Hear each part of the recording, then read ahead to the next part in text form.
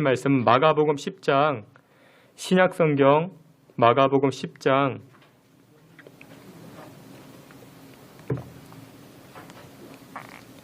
17절부터 31절까지 한 절씩 교독해 보겠습니다. 제가 17절 말씀 신약성경 71페이지에 있습니다. 신약성경 71페이지 마가복음 10장 17절부터 31절까지 제가 17절 여러분들이 18절 한 절씩 나누어 보도록 하겠습니다. 제가 먼저 봉독해 올리겠습니다. 예수께서 길에 나가실새 한 사람이 달려와서 꿇어앉아 묻자오되 선한 선생님이여 내가 무엇을 하여야 영생을 얻으리이까?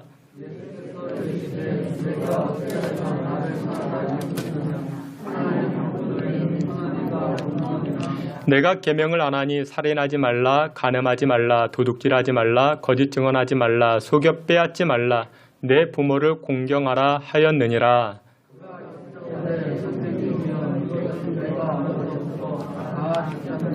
예수께서 그를 보시고 사랑하사 이르시되 내게 아직도 한 가지 부족한 것이 있으니 가서 내게 있는 것을 다 팔아 가난한 자들에게 주라. 그리하면 하늘에서 보화가 내게 있으리라. 그리고 와서 나를 따르라 하시니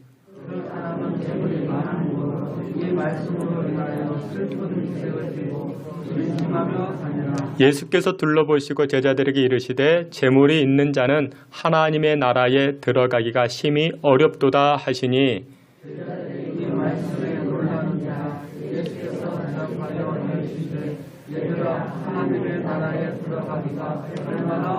낙타가 바늘귀로 나가는 것이 부자가 하나님의 나라에 들어가는 것보다 쉬우니라 하시니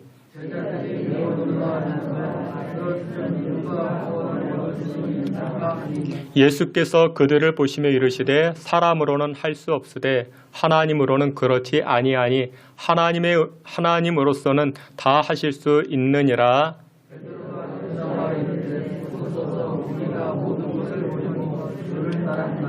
예수께서 이르시되 내가 진실로 너희에게 이르노니 나와 복음을 위하여 집이나 형제나 자매나 어머니나 아버지나 자식이나 전토를 벌인 자는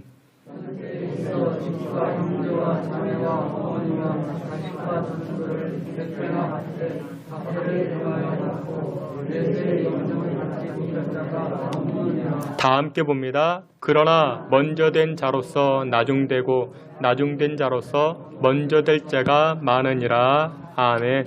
이 시간에 우리 권혜리 간사님 특송으로 하나님 찬송하도록 하겠습니다.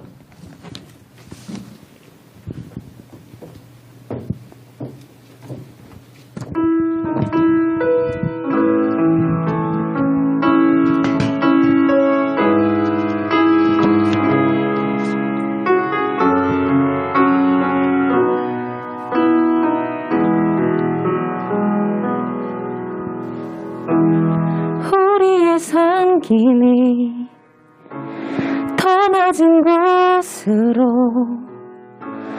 우리의 고백이 더 낮은 곳으로 쓰러져 있는 그들을 향해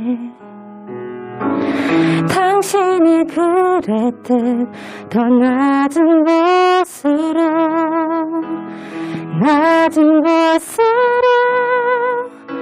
우릴 초대하네.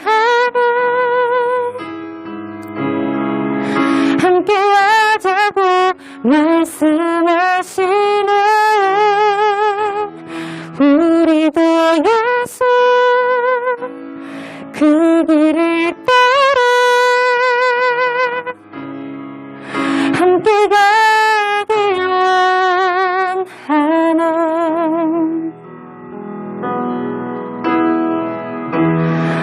우리의 상김이 더 낮은 곳으로 우리의 고백이 더 낮은 곳으로 쓰러져 있는 그들을 향해 당신이 그랬듯 더 낮은 곳으로 곳으로 우릴 초대하네. 함께하자고 말씀하시네. 우리도 예수 그 길을 따라 함께 가길 원하네. 주님이 우리와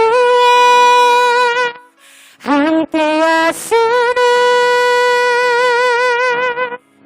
십자가 피 흘린 예수의 손으로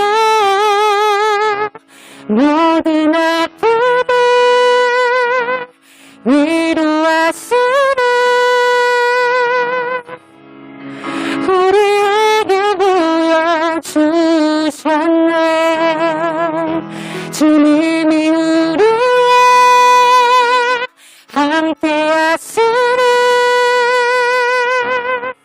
십자가 피 흘린 예수의 손으로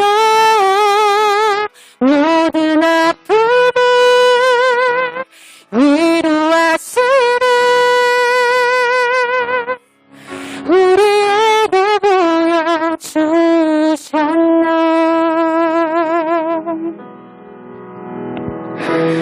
우리의 섬김이 더 낮은 곳으로 우리의 고백이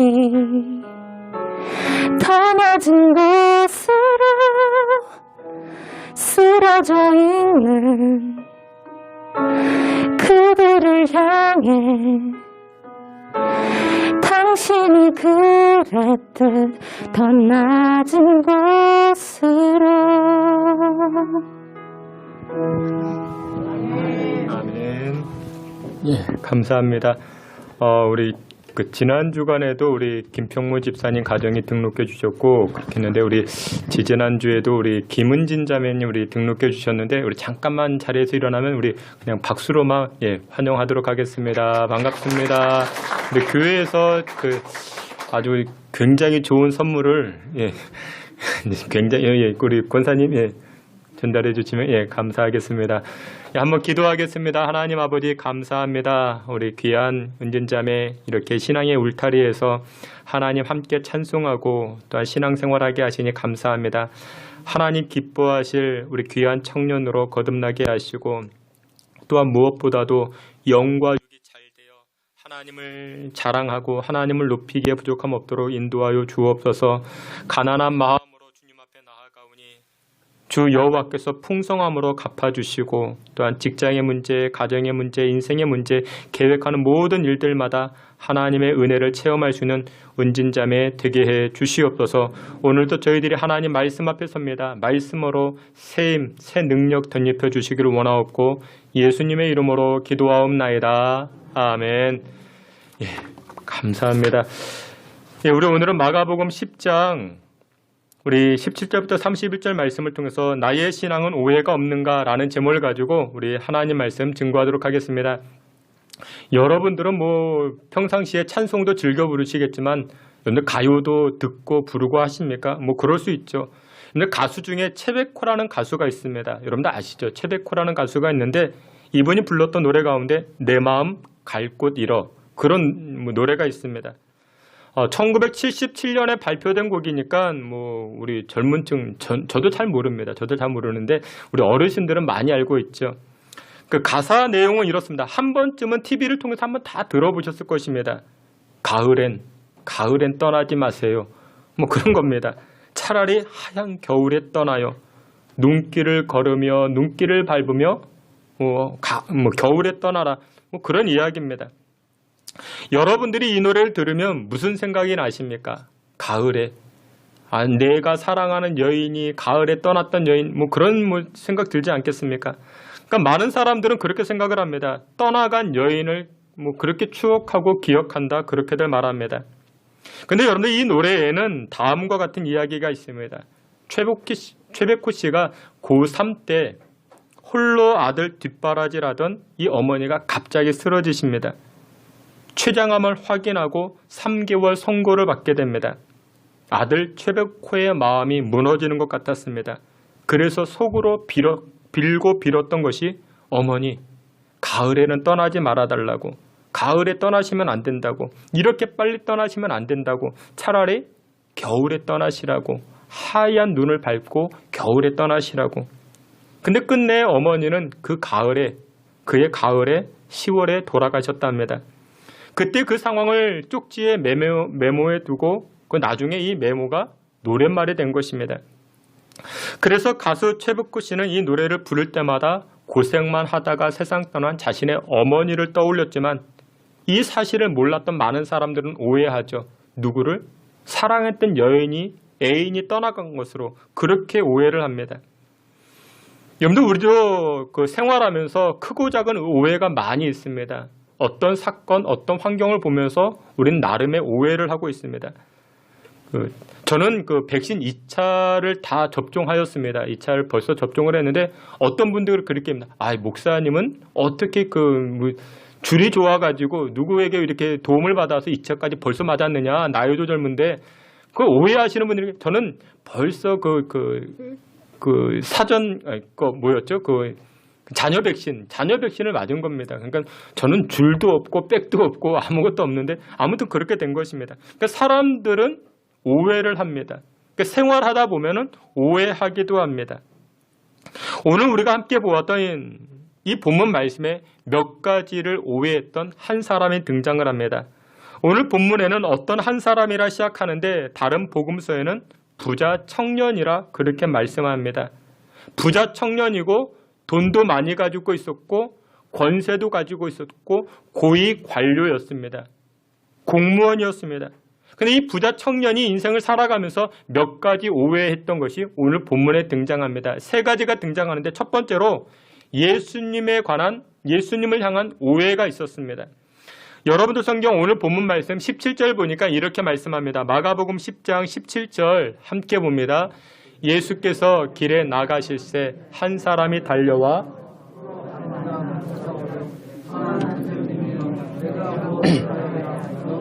얻으리까? 아멘. 이 부자 청년이 예수님에게 다가와서 예수님을 향하여 무엇이라 말하는가? 선한 선생님이요. 그 예수님을 향하여 이 청년은 선한 선생님이요 이렇게 말합니다. 그런데 이 청년은 예수님을 그저 무엇으로 보았습니까? 선한 선생님으로 보았습니다. 여러분들 누군가를 부를 때는요, 호칭을 사용할 때는요, 그 사람의 마음과 의도와 태도가 다 담겨져 있어요. 제가 목사이죠. 근데 사람들마다 저를 부르는 호칭이 다 다릅니다. 저를 향해서 그냥 목사님 이렇게 부르는 분도 계시고 우리 목사님, 담임 목사님, 큰 목사님, 불교계에서 오신 분들은 주지 목사님 이렇게 부르시는 분들도 계십니다. 여러분들 호칭을 들어보면요 나름의 의도가 있고 태도가 다 담겨져 있죠. 근데 오늘 본문에 보니까 이 청년은 예수님을 향하여 무엇이라 부릅니까? 선한 선생님 이렇게 부르고 있습니다. 그 의도가 무엇이었는가? 예수님 안에는 선함이 있다. 이것을 인정한 것입니다. 그런데 여러분들 예수님을 향한 이 표현이 굉장히 조심스럽고 또한 중요한 문제입니다. 여러분들 옆 사람을 보세요. 아니면 거울 가서 여러분들 자신의 얼굴을 보세요. 우리 안에 선함이 있습니까? 없습니까? 있죠. 나름의 선함이 있습니다. 약간씩은 다 선함이 있어요. 불쌍한 사람 보면 도와주고 싶은 마음이 있지요. 10,000원이라도 건네주고 싶은 그런 측은지심의 마음이 다 있습니다. 어떤 할머니가 리어카를 끌고 갑니다. 그러면 어떻게 하고 싶어요? 뒤에서 밀어드리고 싶죠. 우리는 다 나름의 선함을 가지고 있죠. 이 청년이 예수님 보기에 그 선함을 보았고 그래서 예수님을 향해서 선한 선생님이요 이렇게 부르기 시작합니다. 그런데 여러분들 여기에는 중요한 문제가 있습니다. 어떤 문제가 있는가? 선함이라는 것. 이 선함이 착한 행실이 우리를 구원할 수 있는가? 그 문제가 됩니다. 여러분들 이것은 굉장히 중요합니다. 선함이라는 것, 선한 분이라는 것, 선한 분이지 메시아는 될 수가 없고 구원자는 될 수가 없는 것입니다. 사랑하시는 성도 여러분들, 주는 그리스도시요 살아계신 하나님의 아들입니다. 예수님은 구원자이십니다. 저와 여러분들의 죄의 문제를 해결하신 대속자가 되신 줄 믿으시길 축원합니다. 그저 선한 것으로 끝나는 분이 아니라는 것입니다. 뿐만 아니라 이 청년은 예수님을 향하여 선한 선생님 이렇게 부릅니다. 여러분, 예수님은 선생님으로 끝나는 그런 분도 아니십니다. 예수님은 하나님의 아들이십니다. 저와 여러분들을 누구에게로? 하나님에게로 인도하는 인도자가 되십니다. 여러분들 아무리 사람이 위대하다 해도 선생님은 인류를 구원할 수가 없는 것입니다. 공자가 인류를 구원합니까? 노자와 맹자가 인류를 구원했습니까? 아닙니다.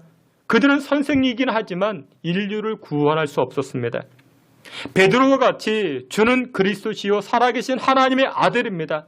이 고백이 바로 예수님을 향한 고백이어야 합니다. 근데 오늘 본문에 나타난 이 청년은 어떻게 고백을 합니까?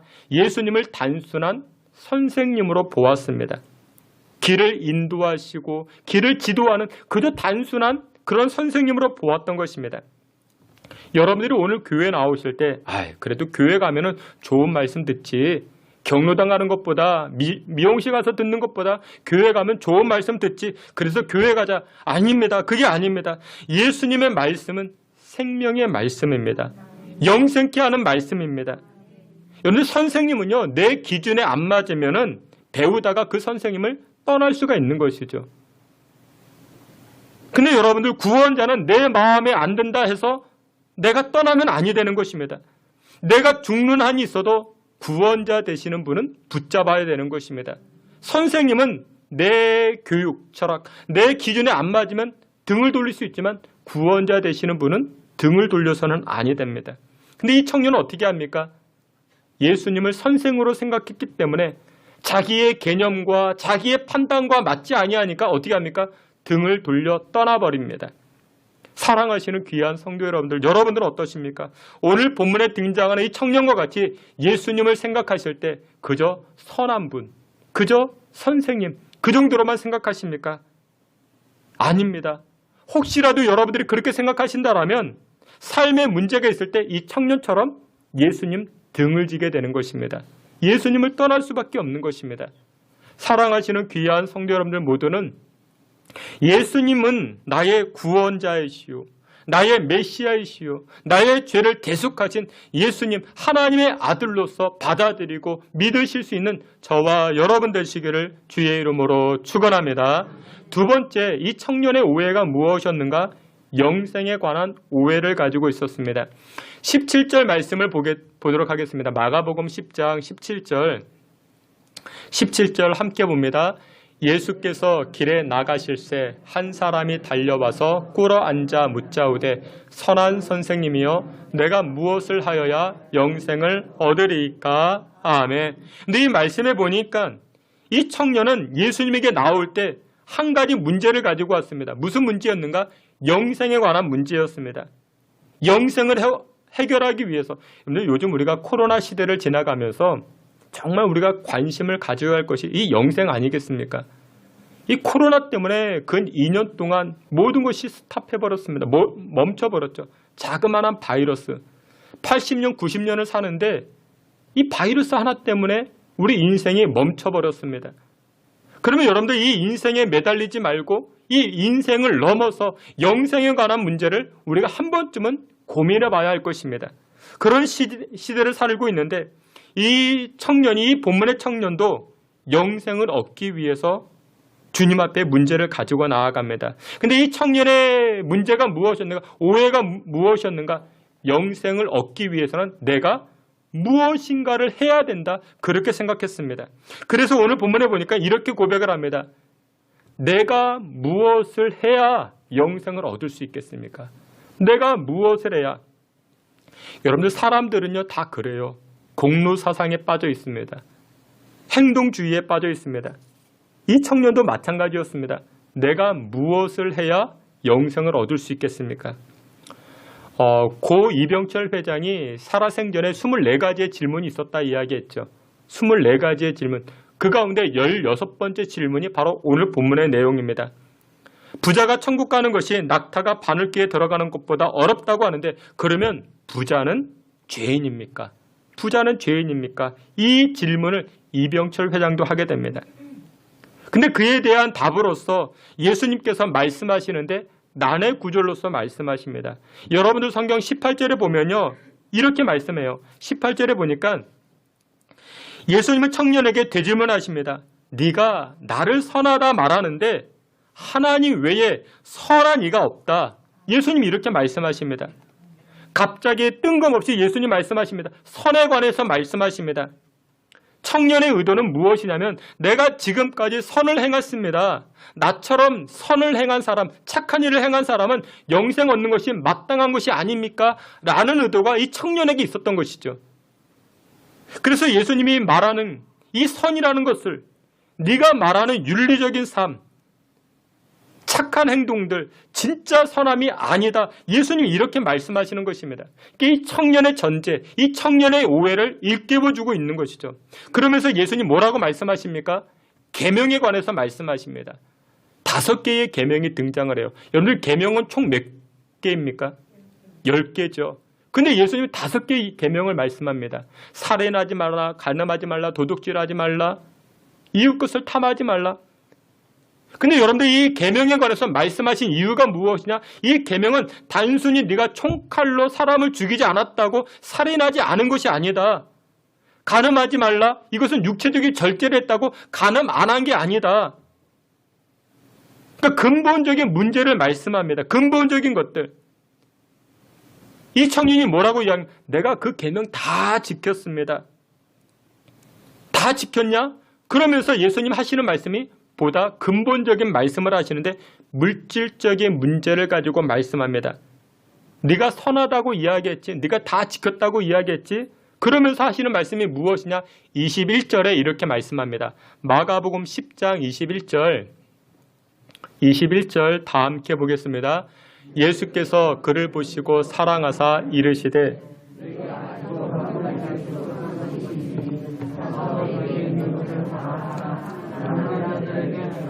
그리하면 하늘에서 보화가 내게 있으리라. 그리고 와서 나를 따르라 하시니. 아멘. 여기 보니까 계명을 다 지켰다. 살인하지 말라, 도둑질하지 말라, 이웃 것을 탐하지 말라. 이거 다 지켰다라고 하는 이 청년에게 예수님 뭐라고 말씀하십니까? 근본적인 문제를 다뤄요. 살인하지 않는 것, 간음하지 않는 것, 이웃을, 이것은 무엇이냐? 근본적으로 이웃을 사랑하는 것이다. 네가 이 5개의 계명을 다 지켰다 이야기하는데 그러면 좋다. 너는 가서 너의 소유를 다 팔아 가난한 자들에게 나눠주라. 이렇게 말씀합니다. 예수님의 말씀을 들은 이 청년은 굉장히 당황했을 것입니다. 내가 지금까지 계명을 다 지켰다고 생각했는데, 내가 선하게 살아왔다 생각했는데 예수님 구체적으로 말씀하시니까 뭐라고 말씀하셨어요? 너의 재물을, 너의 소유를 다 팔아. 다 팔아 가난한 사람들에게 나눠주라. 이렇게 말씀하십니다. 당황했겠죠. 그런데 우리는 일반적으로요, 어려운 사람들, 그러니까 예를 들어서 뭐 이렇게 물난리 만난 사람들, 그런 사람들을 위해서 수해복구를 위해서 뭐 몇천만 원을 기탁했다. 아니면 성금으로 몇억 원을 내었다. 여러분 그렇게 그런 사람들을 만나면 뭐라고 이야기하면 아, 그 사람 착한 사람이야. 그 사람 선한 사람이야. 우리는 그 정도로 말하죠. 근데 여러분들 그것은 일부분이고 우리는 완벽하게 선한 인생을 살아갈 수가 없습니다. 사람은 그래요. 완벽하게 선한 행동을 할 수가 없습니다. 계명을 다 지킨다 해도 우리가 다 지킬 수 없는 존재입니다. 구약 말씀을 보게 되면 율법이 있죠. 하나님께서 율법을 명하십니다. 율법을 지키라 말씀합니다. 율법을 우리가 다 지켜서 구원을 받으라, 그런 의미가 아닌 것입니다. 너희들은 율법을 다 지킬 수가 없어. 여러분 율법을 우리가 어떻게 다 지킬 수 있겠습니까? 너희들은 율법을 지켜서 구원받는 존재가 아니라, 영생을 얻는 존재가 아니라 오직 구원자 되시는 예수님을 믿음으로 말미암아 구원과 영생을 얻는 것이라 우리 하나님 말씀하고 계시는 것입니다.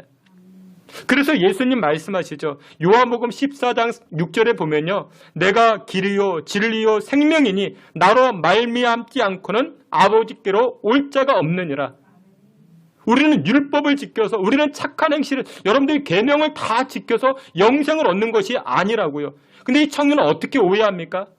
내가 어렸을 때부터 다 지켰습니다. 정말 다 지켰는가? 예수님 말씀하신 너의 소유를 다 팔아서 가난한 사람들에게 나눠주라. 그랬더니 이 청년이 어떻게 해요? 아멘. 알겠습니다. 그렇게 돌아가네. 아니요. 근심하며 돌아갔다고요. 우리는 다 지킬 수 없는 존재입니다. 여러분들이 착한 일을 했다고요. 여러분들이 선한 삶을 살아왔다고. 그게 여러분들에게 영생을 가져다 주는가? 아니라는 것입니다. 요즘 우리 집사람이 관심을 갖는 게 무엇이냐면 기후변화에 관심을 갖습니다. 그래서 되도록이면 플라스틱 안 사용하려고 그럼 나름의 노력을 많이 합니다. 재활용도 열심히 잘하고 저도 그렇습니다. 저도 제가 이렇게 설교 원고를 항상 이렇게 만드는데 이면지를 꼭 사용합니다. 앞뒤면을 꼭 사용해서 이렇게 종이를 사용하곤 합니다. 나름대로 착한 일을 하는 것이죠. 그렇죠? 선한 일을 하는 것이죠. 사람들에게는 칭찬받을 수 있겠죠. 하지만 이것이 우리로 하여금 영생의 길로 인도하는가? 구원의 길로 인도하는가? 그렇지 않다라는 것입니다. 여러분 사람들은요. 천국에는 무엇이 있어야 무엇을 가지고 가야만 된다 생각합니다. 그래서 질문 속에 나는 무엇을 했기 때문에 영생에 이르는 것이 아닙니까? 이 청년은 그렇게 질문합니다. 근데 여러분들 영생과 구원과 천국 가는 것은요. 내가 무엇을 가졌다고 내가 무엇을 했다고 가는 게 아니라 어떤 측면에서는 나에게 없는 것을 발견했을 때 천국의 영생에 이르기 시작합니다. 나에게 무엇이 없습니까? 하나님 나에게는 의가 없습니다. 하나님 나에게는 하나님의 선하심이 없습니다. 이것을 깨닫는 자만이 무엇을 붙잡을 수 있습니까? 십자가를 붙잡을 수 있는 것입니다. 예수님을 붙잡을 수 있는 것입니다. 그래서 영생을 얻는 것은 말씀드렸죠. 5가지. 죄죽 40령. 죄죽 40령. 죄. 인간은 죄인입니다. 나는 죄인입니다. 인간은 그 죄로 인하여 죽습니다. 나는 죽었습니다. 죄죽 사자는 죄로 인한 인간을 하나님께서 사랑하십니다. 십자가에 예수님을 내어줌으로 우리의 죄를 깨끗해 하신 것을 죄죽 40영 나는 영접합니다. 여러분들 이게 바로 영생의 길입니다. 근데 이 청년은 어떻게 오해합니까? 자기가 영생 얻는 비결, 영생 얻는 이유를 내가 다 어렸을 때부터 그 계명을 지켰습니다. 내가 선하게 살았습니다. 그러니 이 정도 나는 영생을 얻을 수 있는 것 아니겠습니까? 이 오해를 가지고 있었죠. 여러분 그렇습니다. 우리 인간은요. 예수님 외에 영생의 길이 없습니다. 영생을 얻을 수 있는 게 아무것도 없어요. 여러분들 지금 아주 근사하게 앉아있는데 여러분들 아주 경건하게 앉아 계시는데 근데 여러분들 우리가 잘 알잖아요. 우리 자체 우리 안에 죄악의 쓴뿌리가 얼마나 많이 있는지 우리가 지금 이렇게 근사하게 예쁘게 화장도 하고 다 앉아있지만 우리 속에 얼마나 지저분한 것들이 얼마나 많이 있는지 우리의 선함이 없어요. 우리에게는 계명 지킬 능력도 없고요. 다 지킬 수 없습니다. 그래서 여러분들 교회에는요. 무엇이 선포되어져 있는가? 교회는요. 윤리 도덕을 선포하는 것이 아닙니다. 얼마나 착하게 살아왔는가? 그것을 강조하는 것이 교회가 아닙니다. 교회가 강조할 것은요. 오직 한 가지 복음밖에 없어요. 십자가 복음밖에 없습니다. 근데 여러분들 어떤 분들은 교회 오셔가지고 교회를 볼 때 윤리적인 교회냐 도덕적인 교회냐 도덕적으로 성도들이 살아왔느냐 그것만 보는 사람들이 있습니다. 아니요. 그렇지 않습니다. 그러면 교회가 능력을 잃어버립니다. 힘을 잃어버립니다. 왜냐? 복음은 뒷전이 되어버리기 때문에 윤리와 도덕만을 앞세우다 보면은 교회가 그 힘을 잃어버리기 시작합니다. 여러분들 교회 오셔서 누구를 찾으셔야 되는가? 교회 오셨으면 복음을 붙들고 있는 분들, 예수님만을 사모하는 분들, 그런 분들을 만나시길 바랍니다. 그래야 할 때 교회가 어떻게 됩니까? 능력 있는 교회. 교회가 십자가 복음을 붙들고 있을 때 교회가 하나님의 성령의 역사로 충만케 되는 줄 믿으시길 주의 이름으로 축원합니다. 마지막 3번째로 이 부자 청년이 가지고 있었던 오해가 무엇이었는가? 3번째, 이 부자 청년은요. 물질과 재물에 관해서 큰 오해를 가지고 있었습니다. 오늘 본문 마가복음 10장 21절 22절에 이렇게 말씀합니다. 우리 앞에 있는 말씀. 우리 다 같이 보시겠습니다. 예수께서 그를 보시고 사랑하사 이르시되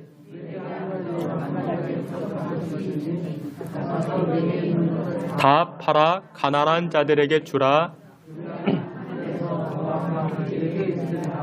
그리고 와서 나를 따르라 하시니 그 사람은 재물이 많은 고로 이 말씀으로 인하여 슬픈 기색을 띠고 근심하며 가니라. 아멘. 예수님께서는 계명을 다 지켰다고 하는 이 청년에게 이렇게 말씀합니다. 소유를 팔아 가난한 자들에게 나눠주라. 이렇게 말씀합니다. 소유를 다 팔아. 소유를 조금만 팔아.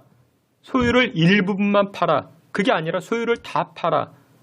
근데 여기 원문에서는 이렇게 입니다. 소유를 다 사용하여, 다 사용하라. 그렇게 말합니다.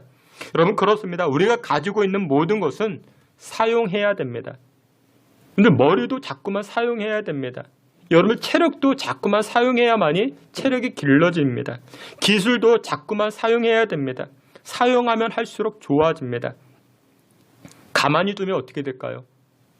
썩거나 녹슬게 됩니다. 사용할 수 없어지게 됩니다. 여러분들 경제라는 이 단어, 이 경제라는 영어 단어가 이코노믹 그렇게 말하는데 이 이코노믹은 헬라어 오이코노미아에서 나오게 됩니다. 이 헬라어 오이코노미아는 그 성경에서 특별히 에베소서에서 많이 등장을 하는데 경륜이라는 단어입니다. 경륜. 그러니까 무슨 경륜? 하나님의 경륜이다. 하나님의 계획이 있고 하나님의 역사다. 그러니까 하늘의 경륜이다. 그렇게 말합니다. 그러니까 이 종합해 보면 해석해 보면 이겁니다. 경제라는 것은 하나님의 경륜에 따라 움직인다라는 것이죠. 물질이라는 것이 그렇습니다. 물질, 이 경제는요. 하나님의 역사와 하나님의 뜻과 하나님의 계획에 따라 움직이더라는 것입니다. 고전적인 책, 그 아담 스미스의 국부론의 책에 보면은 수요와 공급과 곡선을 의미하는데 여기에서 이 아담 스미스가 이렇게 말해요. 경제에는 보이지 않는 손이 있다.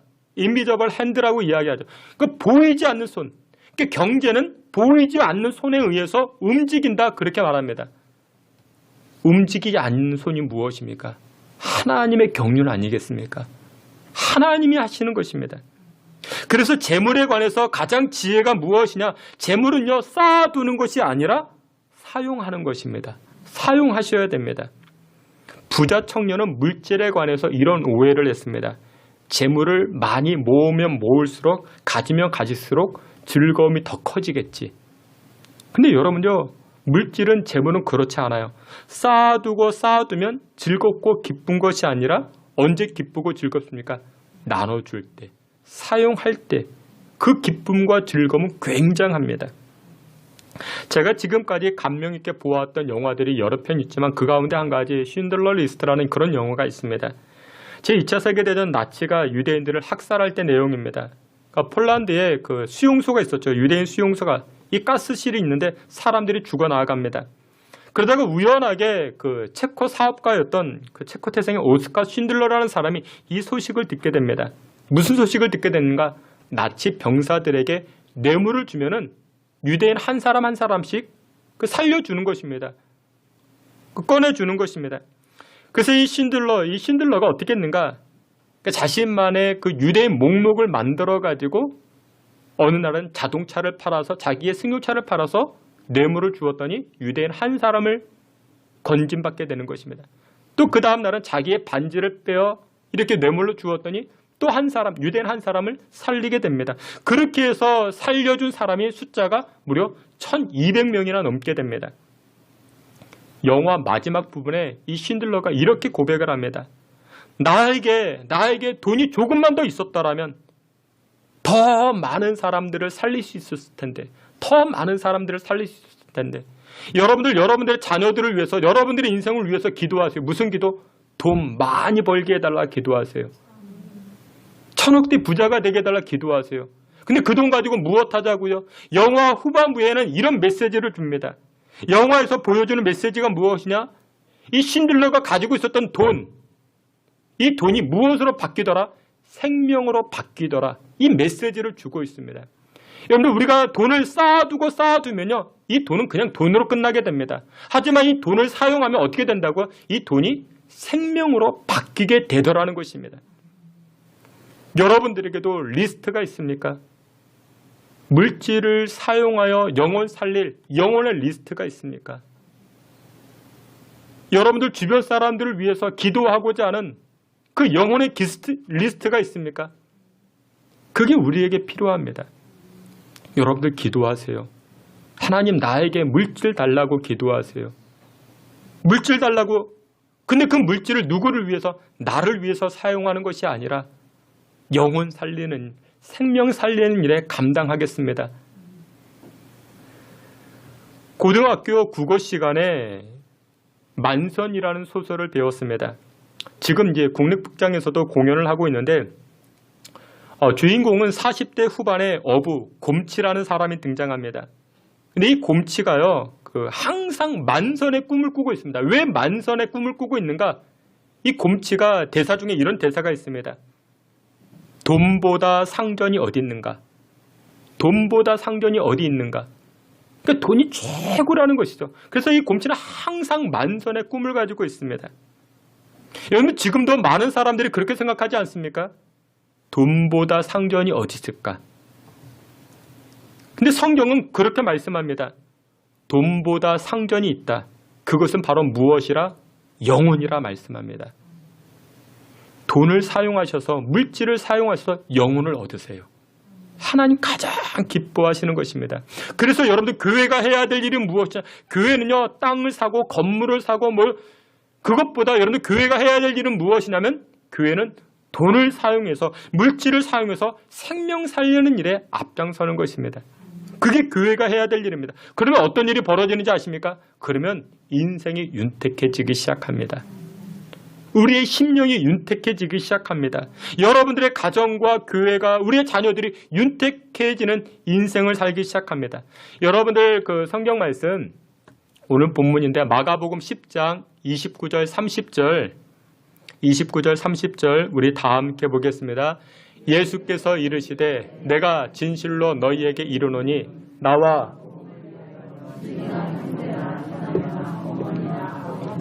자식이나 전토를 벌인 자는 현세에 있어 집과 형제와 자매와 어머니와 자식과 전토를 100배나 받되 박해를 겸하여 받고 내 영생을 받지 못할 자가 없느니라. 아멘. 여러분들 여기 29절 서두에 보니까 이렇게 입니다. 나와 복음을 위하여, 그러니까 예수님과 복음, 영혼 살리는 일을 위하여 우리의 집이나 형제나 자매나 어머니나 아버지나 자식이나 전토를 벌인다라는 게 아니라 사용하면은, 나에게 있는 것들을 사용하면 어떤 일이 벌어지는가? 현세에 있어 집과 형제와 자매와 어머니와 자식과 전토를 어떻게 한다? 100배나 받게 된다 말씀합니다. 하나님께서 갚아주신다라는 것입니다. 여러분들이 가지고 있는 그 에너지, 여러분들이 가지고 있는 은사, 여러분들이 가지고 있는 모든 것을 통해서 영혼 살리는 일에 앞장서면은, 생명 살리는 일에 앞장서면은 하나님께서 축복하신데 몇 배로? 100배나. 그리고 영생의 그 은총을 허락하신다 말씀하고 있습니다.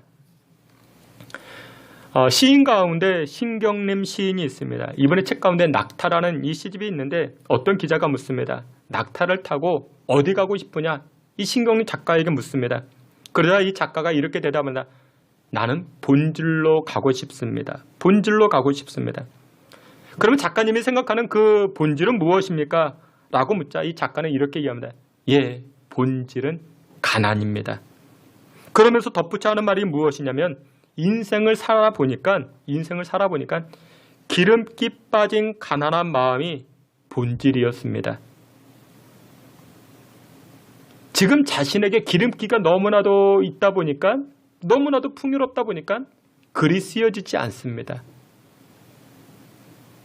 갈급함이 없고 목마름이 없어졌습니다.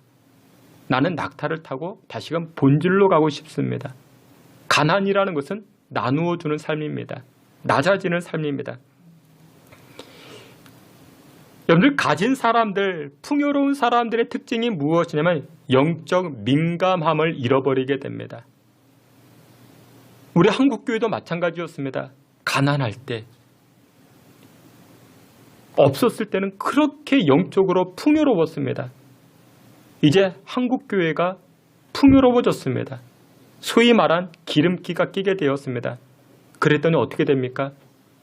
영적 민감함을 잃어버리기 시작합니다.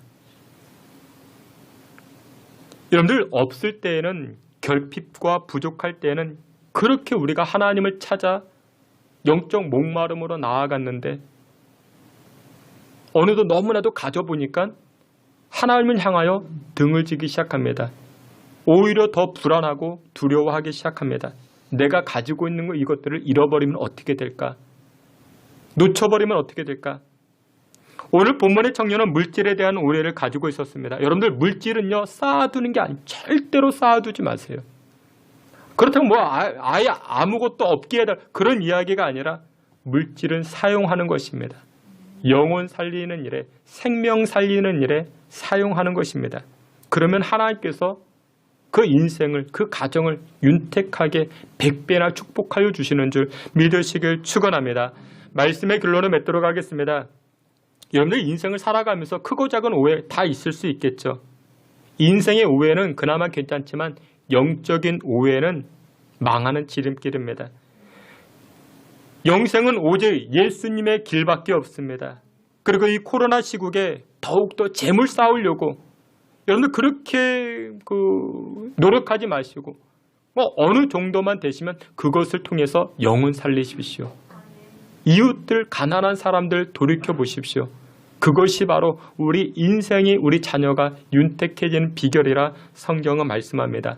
이번 한 주간 능력의 말씀 붙들고 예수님을 명확히 따라감으로 승리하며 살아가시는 저와 여러분들 다 되시기를 주의 이름으로 축원합니다. 아멘. 하나님, 우리를 불쌍히 여겨주시고 긍휼히 여겨주사 예수님에 관하여 오해되었던 우리의 신앙이 있다라면 바로 정립하게 하시고, 또한 온전히 서게 되므로 예수님 쫓아 행하여 하늘의 은혜를 누려 나아갈 수 있게 주님 도와 주시옵소서. 예수님의 이름으로 기도하옵나이다. 아멘.